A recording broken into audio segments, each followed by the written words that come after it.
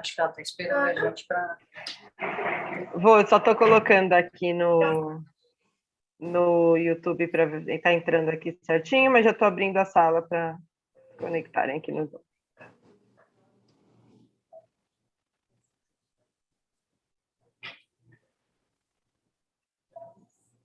Nossa, é? Você acha isso bom? Ah, a galera vem muito depois. Vou até falar isso.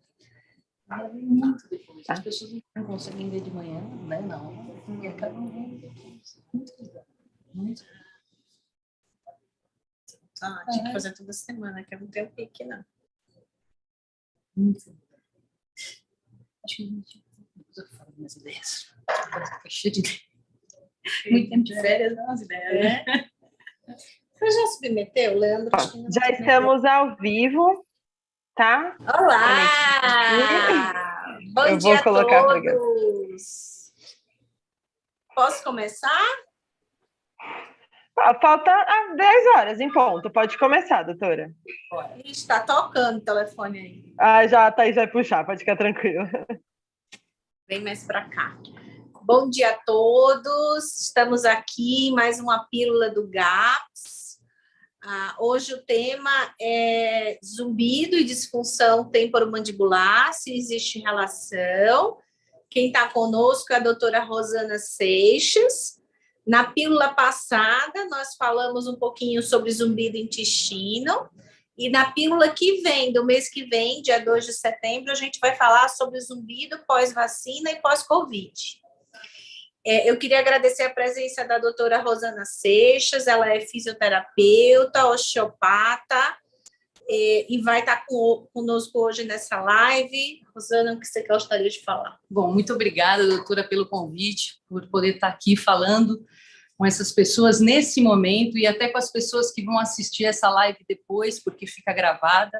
Então, é um prazer. Obrigada, doutora. Então, tá bom. Então, a gente sabe que, dentre os casos de disfunção da articulação temporomandibular, que é uma articulação que a gente tem aqui, ó, e que é responsável pela nossa mastigação e cuja a cartilagem, ela articula direto com o nosso ouvido, então chama ATM, articulação temporomandibular. Muitos desses pacientes têm sintomas relacionados a problemas nessa articulação. E um dos sintomas mais frequentes otológicos é o zumbido. Doutora Rosana, a senhora gostaria de falar um pouquinho sobre isso? Qual a sua experiência na prática? Bom, é o seguinte, a gente tem visto, né, os estudos mais atuais, eles têm comprovado que os pacientes com disfunção temporomandibular têm uma predisposição, têm uma prevalência de pacientes que apresentam zumbido. A prevalência é mais ou menos de 30% a 64% das pessoas que têm DTM, disfunção temporomandibular, vão apresentar zumbido. E o contrário também é verdadeiro. Às vezes a pessoa tem zumbido e acaba apresentando a disfunção temporomandibular, né? Como a doutora já falou, é importante dizer que disfunção temporomandibular se relaciona à articulação temporomandibular, que é essa articulação que a gente tem aqui na cabeça, né, no rosto, né, uma parte fixa do crânio com a mandíbula, que é móvel, né? Essa articulação, ela tem um disco, ela tem cartilagem e ela tem também a musculatura que envolve essa região, tá? Então, o que significa a DTM? É uma desordem nessas relações, tanto muscular quanto articular, pode ser as duas coisas ao mesmo tempo, tem questões físicas, emocionais, tá? Então, ela é multifatorial e precisa ser bem estudado para entender qual a causa dessa disfunção e como ela pode estar interferindo no zumbido. Isso. Então, assim, como é uma articulação complexa, né? Porque ela faz vários movimentos, não só para frente, como para trás, não só de abertura, como fechamento, né?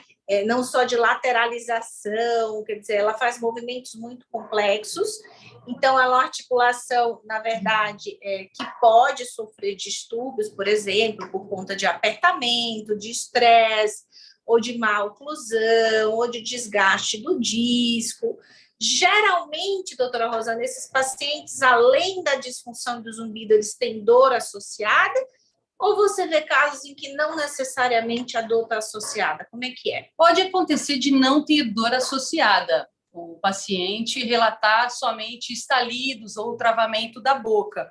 Mas nem sempre é disfunção temporomandibular. Às vezes o paciente tem alguns sintomas relacionados a essa região e não é uma DTM. Então, para se fazer o diagnóstico, tem que fazer uma história clínica, tem que coletar toda a anamnese do paciente, fazer uma avaliação bem detalhada, e o responsável por nos dar esse diagnóstico é o dentista especialista em ATM, tá?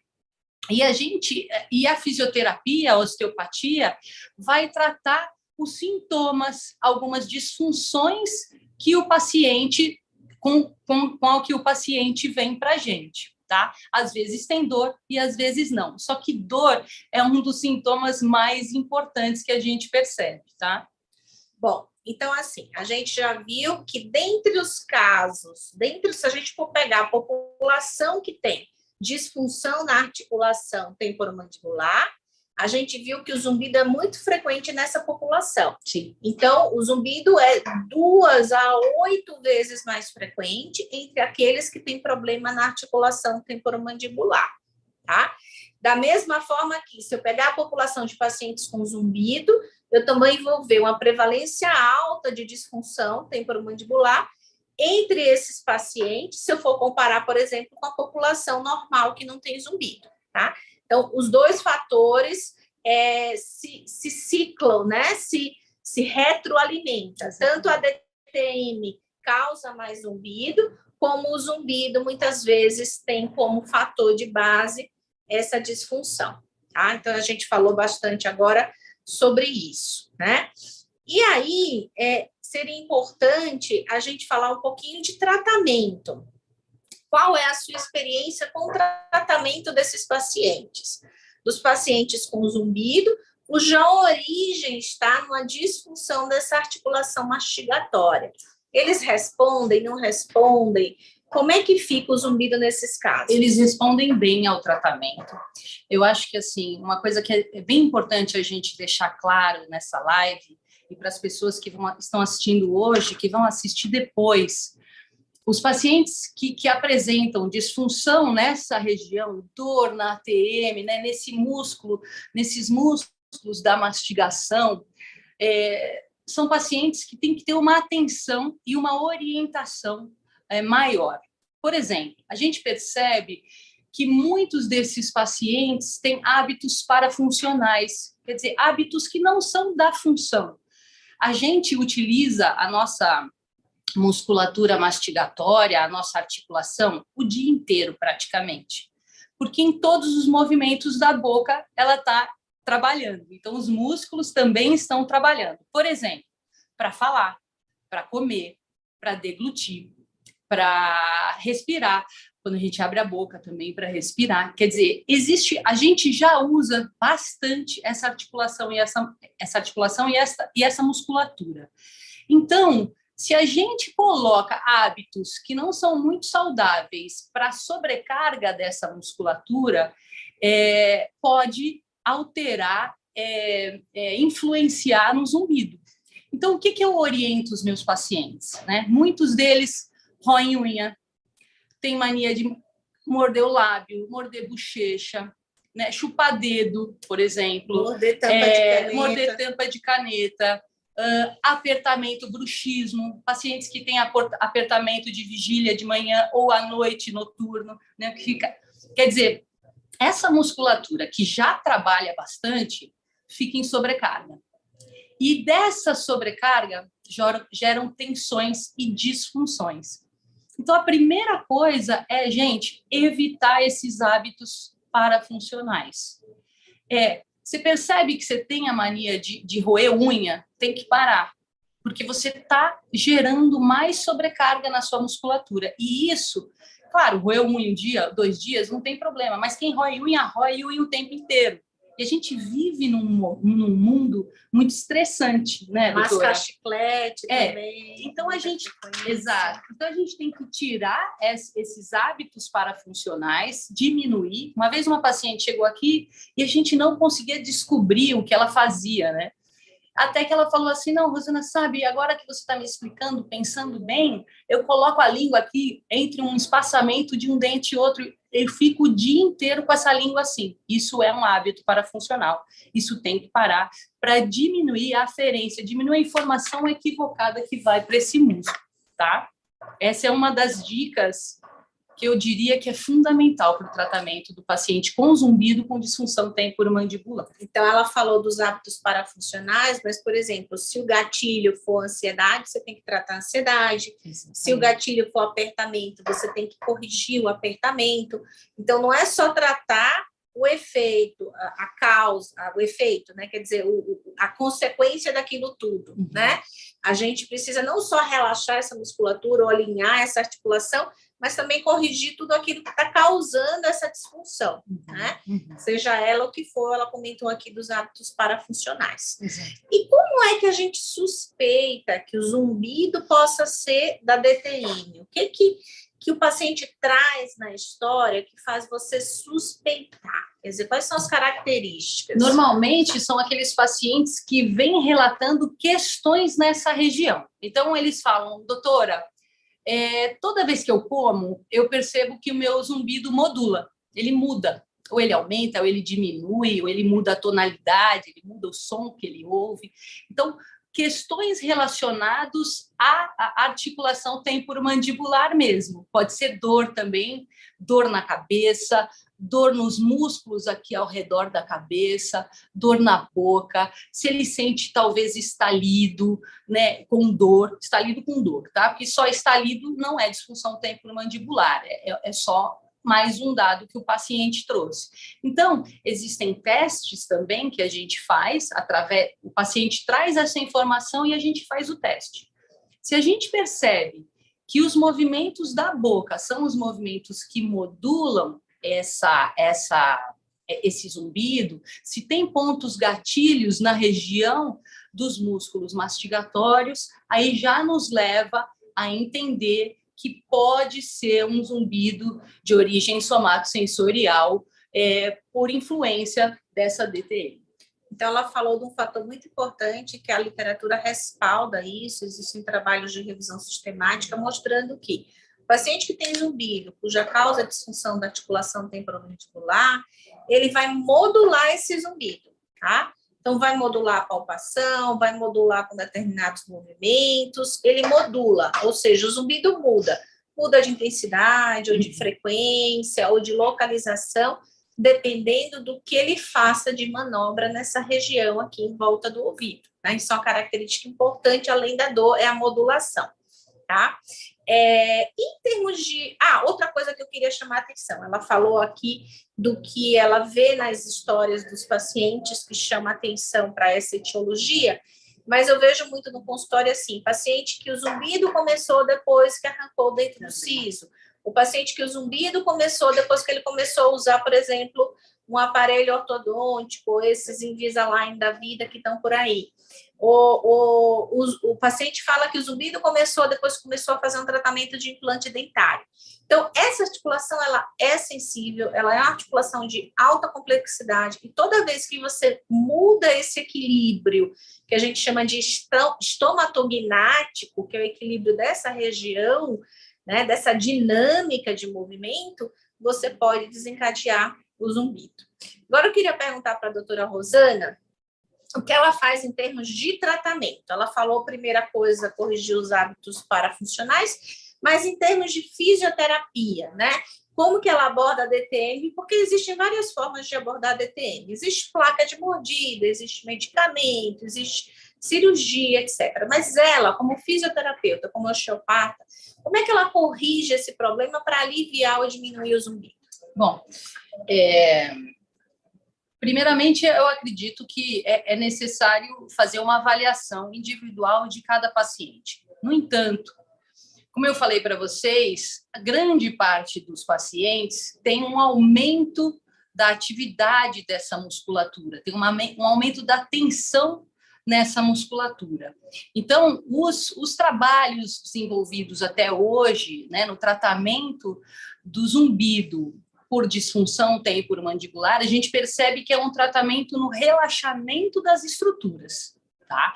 Claro que existem casos e casos, né? Na osteopatia, por exemplo, a gente avalia crânio, a gente avalia cervical, primeira costela, quer dizer, a gente faz uma avaliação bem global para tratar, encontrar restrição e tratar onde tem restrição de mobilidade, devolver a função para o organismo. Mas, assim, no geral, nos estudos já atualizados, é um relaxamento, liberação de pontos gatilhos, relaxamento da musculatura mastigatória, né, melhora da mobilidade desses côndilos, dessa articulação que pode estar com restrição de movimento, né, com terapia manual, com compressas quentes, mornas, né, compressas mornas de 15 minutos na região desses músculos mais tensionados, né, e a gente passa exercícios para que os pacientes tenham o automanejo dessa questão, desse tratamento. Para a gente, isso eu aprendi com a doutora Jeane, quando eu cheguei aqui nesse grupo, o exercício, o quanto é importante a gente passar para o paciente fazer em casa. Eles fazem. Então, isso é uma questão, né? A gente tem bastante dificuldade de fazer com que os pacientes entendam como é importante a participação deles no automanejo, no tratamento, né? A gente diz que DTM, zumbido, é uma equipe multidisciplinar, na qual tem vários profissionais de saúde e o paciente é um deles. Ele é o cara, né, que tem que estar fazendo todas as orientações para que ele consiga, a médio e longo prazo, se manter da melhor forma possível. Então, a gente passa uns exercícios, compressas e orientações. Então, além das placas, além dos relaxantes musculares, etc., o tratamento também inclui fisioterapia. Exato. Né? Isso que a gente está abordando aqui. Tem uma pergunta, não é? Me fala qual a pergunta, por favor, Camila. Temos sim, doutora. Temos duas perguntas. Uma é da Celise, ela perguntou assim, se pode dar dor no pescoço também por DTM? Sim. E é muito comum. Muitas vezes os pacientes que têm disfunção temporomandibular, né, grande parte das vezes, eles vêm também com dor cervical, porque a inervação dessas regiões é comum. Então, uma dor aqui pode referir num local à distância. Então, sim. Eu vou só responder de outra forma, que ela respondeu muito bem, mas assim, nós fizemos um levantamento, porque a gente tem aqui 3 colegas osteopatas e fisioterapeutas trabalhando no grupo de pesquisa em zumbido, mas nós fizemos um levantamento e, assim, de 100%, de cada 100 pacientes que têm zumbido e modula e que vão para osteopatia, tá? 20% tem distúrbio da ATM puro, 20% tem distúrbio da cervical puro, e 60% vão ter as duas coisas, problema na ATM e na cervical. Então, essa combinação cervical e ATM, disfunção em dois lugares diferentes, ela é mais prevalente do que a DTM isolada. Pelo menos é isso que a gente vê aqui na nossa amostra, nos nossos pacientes. E a outra pergunta qual é? Agora já temos mais duas. Vou falar primeiro a do Bruno. Existe uma característica no tipo do zumbido, entre parênteses, frequência e variação, que leva a suspeitar de problema de DTM? Quer responder? O que eu respondo? Olha, pode responder, doutora. Eu percebo que os pacientes que vêm com DTM têm a tendência a ter apito, mais do que o outro tipo de zumbido. Geralmente, o que a gente vê aqui na nossa prática, na nossa experiência, é que o zumbido é mais agudo. Ele não é tão grosso, tão grave, né? Não é uma coisa não é muito baixa a frequência, é uma frequência mais alta, mais aguda.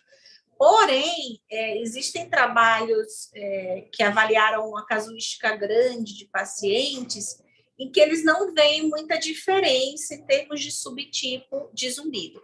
Mas quando eu troco, né, faço tricô com as minhas colegas fisioterapeutas, o que elas falam é que geralmente é um zumbido agudo, é um zumbido fino, não chega a ser um zumbido grosso, né?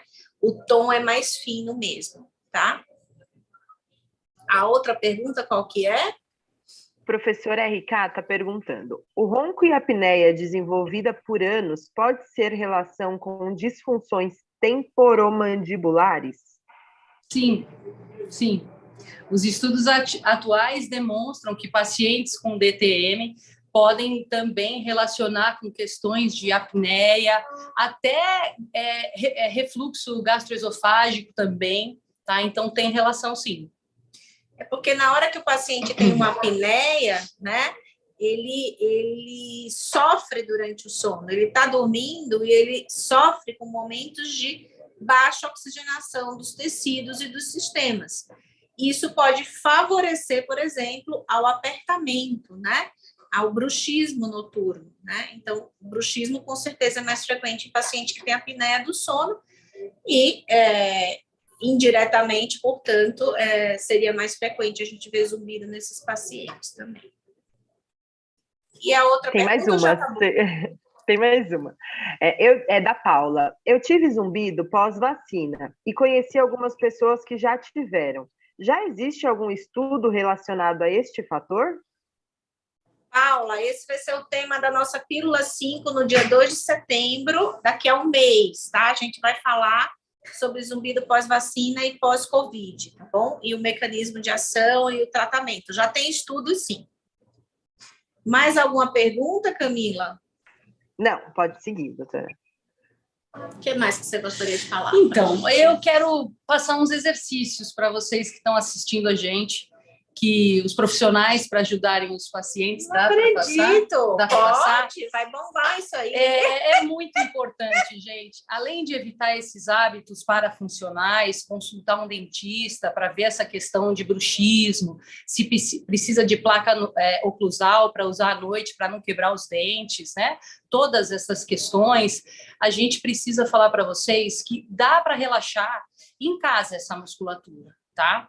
O primeiro exercício fundamental tem que fazer é o da língua no céu da boca, tá? Vocês vão colocar a língua no céu da boca, esse terço anterior da língua, num terço posterior, então você não pega o terço anterior, 2 terços posteriores, você cola a língua no céu da boca. Peraí que ficou confuso. 2 terços posteriores do quê? Da língua ou do céu da boca? Não, peraí, então vamos de novo. Ficou confuso. Então, vamos lá. Vocês vão colar a língua, esquece o que eu falei, apaga. Então, esse terço anterior do céu da boca tem o dente aqui e tem o palato duro, né? Você vai levar a língua um pouquinho para trás. Eu não quero que você encoste a língua nesses dentes incisivos, nos dentes da frente. Então, você vai colar a língua lá em cima, sem encostar nos dentes da frente. Acho que foi Agora mais claro agora. Você vai pôr a ponta da língua no céu da boca, mas sem encostar nesses dentes da frente, que são os incisivos. Aí. Essa posição, sem encostar os dentes mandibulares nos dentes de cima, nos maxilares, sem encostar esses dentes, você pode até fechar o lábio se quiser ou não, mas você vai ficar com essa língua no céu da boca, com uma certa pressão. Eu fecho a boca, tá? Eu fecho o lábio. E fica nesse movimento. Essa postura é a postura de descanso da musculatura mastigatória. Quando a gente está descansando, essa é a postura correta. Então, você pode fazer isso durante 2 minutos, 3 minutos, o tempo que você conseguir. Vai ensinando o seu corpo a descansar essa musculatura, quando você não está usando, tá? E você pode fazer pequenos movimentos enquanto você faz isso também. Então, é a língua no céu da boca,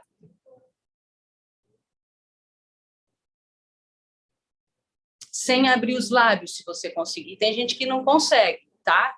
Fica com o lábio aberto, tudo bem. E respirando pelo nariz. Essa é uma dica fundamental. Às vezes a gente passa para o paciente e o paciente acaba não fazendo. Essa semana mesmo eu tive um paciente no consultório que fazia os outros exercícios e não fazia esse. Eu falei, bom, mas esse é o principal, que ele relaxa bem a musculatura, tá? Outro exercício. A nossa musculatura da cervical, como a nossa amiga perguntou, ela também fica dolorida muitas vezes por disfunções na ATM, né? Então, uma forma da gente relaxar essa musculatura é a gente ativar a musculatura do nosso músculo das costas, tá? O trapézio, ele tem umas fibras que ficam aqui embaixo desse osso que a gente tem a escápula, que chamava omoplata. Então, da posição neutra do seu ombro, você vai levar ele para baixo e para trás, como se você fosse encaixar nos bolsos de trás da calça. Toda vez que você faz esse exercício, você pode fazer 3 de 10 vezes, 3 séries de 10, 3 séries de 15, todos os dias. Toda vez que você faz esse movimento, você tira a tensão do trapézio, que fica muito assim, né? A gente trabalha em computador, todo dia a gente está assim. Então, esse movimento, eu vou fazer um pouquinho de lado para ver se vocês percebem, posição neutra do ombro, e você tem que encaixar os ombros como se fosse pôr no bolso de trás da calça, tá? E segura. 1, 2, bem suave, 3, 4, tá? Então, 3 séries de 15 vocês podem fazer em casa. Tem dor cervical? Faz esse exercício, vocês vão notar uma melhora. E o exercício também que eu acho fundamental, que é um exercício respiratório. Eu quero que todo mundo que estiver me assistindo agora coloque a mão no peito e na barriga, tá? Embaixo aqui do diafragma. Põe a mão no peito e na barriga e faz uma respiração profunda pelo nariz. Solta o ar. Inspira. E solta. Vocês vão perceber na mão de vocês que o peito sobe, a mão sobe, a gente ativa essa musculatura aqui, musculatura cervical. E aí eu vou perguntar para que a gente está ativando a musculatura cervical nesse momento? Não precisa, né? Então a gente pode fazer um trabalho de respiração diafragmática, usar a musculatura da barriga aqui, o diafragma, que é o músculo principal da nossa respiração, sem sobrecarregar a cervical, sem sobrecarregar o seu peito. Então, você vai com a mão aqui, do jeito que a doutora Jeane está, e com a mão na barriga, deitado, principalmente, se você conseguir, tá? Imagina que eu estou deitada, então, a minha barriga tem que subir e descer, e a minha mão não se mexe, a mão de cima do peito,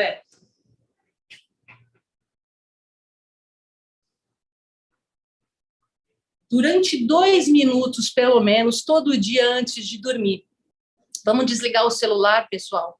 Tirar essas informações, essa luz que a gente fica vendo o dia todo, respondendo coisas de trabalho.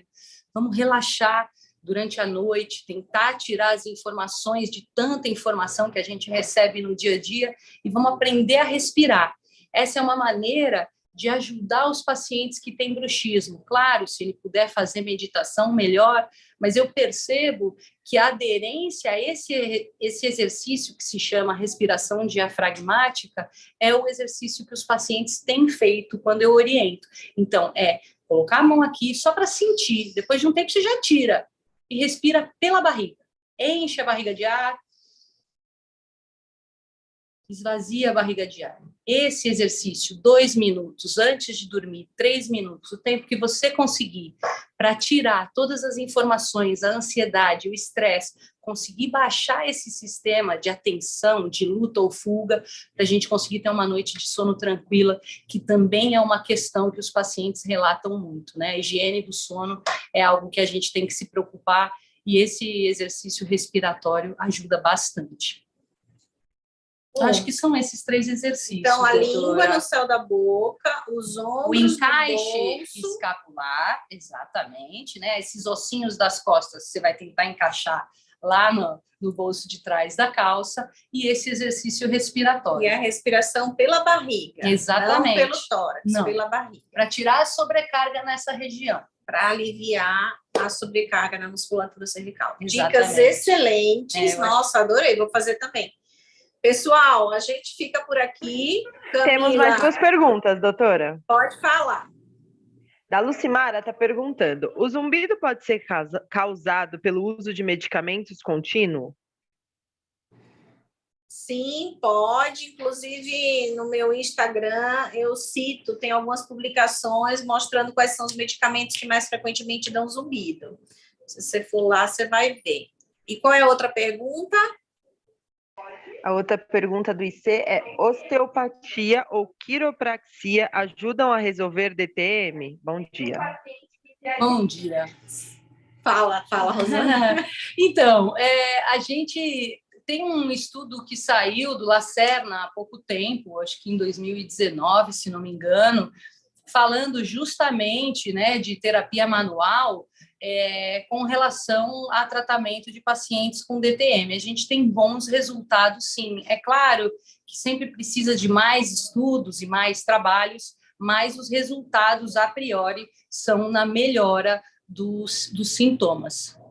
Olha, eu tenho aqui, eles levantaram 16 estudos publicados entre 1964 e 2016, e que foi tratada a disfunção da articulação temporomandibular para pacientes com zumbido, e as melhoras variaram de 43% de melhora ou abolição do zumbido a 86%. Então, não é a mesma para todo mundo, cada estudo mostra um percentual de sucesso, mas o sucesso da terapia da DTM para zumbido varia de 43% a 86%, tanto alívio, diminuição, quanto cessação do zumbido.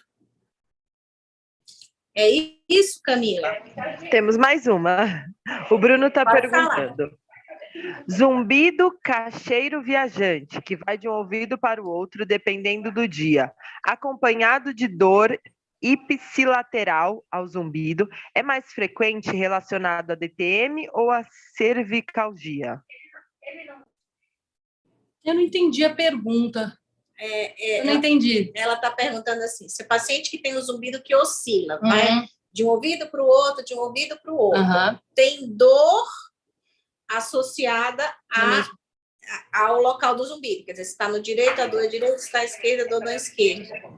Isso, acompanhar zumbido viajante acompanhado de dor ipsilateral é mais frequentemente relacionado a DTM ou a cervicalgia? É difícil te dar essa resposta. Eu acho que a gente tem que avaliar, né? Cada paciente, às vezes tem paciente que chega aqui com um diagnóstico de DTM, né? E que não é. Então, a gente precisa avaliar. A avaliação para esse tipo de paciente é bem detalhada. Então, avaliando, através dessa avaliação, a gente consegue ver de qual a provável, veja bem, a provável origem ou influência para o zumbido. Mas bater o martelo, às vezes, é um pouquinho difícil, porque às vezes você tem uma modulação em região de ATM, você focaliza no tratamento de cervical alta, que é onde estão os núcleos do trigêmeo, e você tem uma melhora do sintoma. Então, é importante avaliar para poder tratar, tá? Uma resposta assim, eu não conseguiria dar uma resposta tão assertiva, assim, nesse sentido. Eu acho que essa história que ela conta sugere um zumbido de origem somatosensorial. Exato. Pode ser tanto a ATM como a cervical. Exato. E como a gente falou, a chance de ser as duas coisas juntas é maior do que ser uma coisa isolada, né? O que a gente vê aqui na nossa prática, 60% dos pacientes têm os dois problemas associados, ATM e cervical. Então, eu ainda não vi, assim, não tem, assim, na história, algo que diga, não, isso é ATM puro ou cervical puro. Eu sei que é um ou outro, mas aí na avaliação física é que eu vou destrinchar. Mais alguma coisa, Camila? Não, doutora, sem pergunta. Então, eu agradeço a doutora Rosana Seixas por estar aqui conosco, por fazer parte dessa equipe maravilhosa, ela arrasa aqui com os pacientes, uma fofa, né? Está aqui toda sexta-feira conosco. Agradeço a ela a presença nessa live e ela ter compartilhado aí um pouco desse tesouro que são os exercícios que ela prescreve para os pacientes com DTM para casa, para serem realizados em casa. É claro que não é só isso, né? Precisa ter um diagnóstico fechado. Tem também a questão do que ela falou aqui, de você abolir os hábitos parafuncionais, de você fazer calor local, que são as compressas. Muitas vezes, além desses exercícios, o paciente precisa de placa, né? Pode ser que ele precise de agulhamento, então não é só o exercício, é um conjunto, é múltiplo, tá? Só para vocês não terem ideia que a gente está dando aqui tratamento para BTM e zumbido, tá? Então, é só para... É a cereja do bolo. São as pílulas, são só as dicas, né, São doutora? as dicas, mas assim, é um conjunto aí. Não adianta continuar mordendo caneta ou roendo unha, né? Exatamente. É um conjunto. Eu queria agradecer, então. Eu que agradeço, agradeço demais a oportunidade, doutora Jeane, de estar aqui falando com essas pessoas agora, com aquelas que vão assistir depois, né? Porque eu sei que muita gente vai assistir essa aula gravada, essa pílula gravada, então eu espero que a gente tenha ajudado, que a gente possa ajudar vocês, que eu tenha respondido as perguntas, que a gente tenha respondido as perguntas que vocês fizeram. Muito obrigada por participar e obrigada, Jeane, para mim é uma honra estar nesse grupo. Muito obrigada. Obrigada, doutora Rosana. Até a próxima pílula, gente. Tchau, tchau. Tchau.